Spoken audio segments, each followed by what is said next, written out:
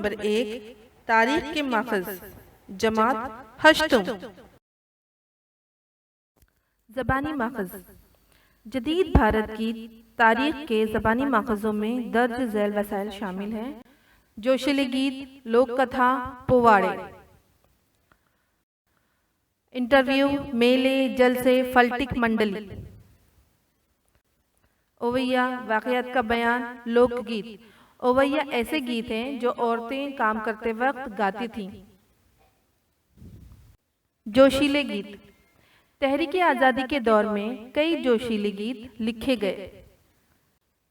उनमें से कई गीत आज तहरीरी शक्ल में मौजूद हैं, लेकिन कई गैर मतबूआ जोशीले गीत मुजाहिदीन आज़ादी को ज़बानी याद है। इन जोशीले गीतों से आज़ादी से कब्ल के हालात और आज़ादी की तहरीक के पसे पुश्त तरगीब की मालूमात हासिल होती है। पोवाड़े। पोवाड़े के जरिए तारीखी वाक़यात नेज़ किसी फ़र्द के कामों के बारे में मालूमात हासिल होती है।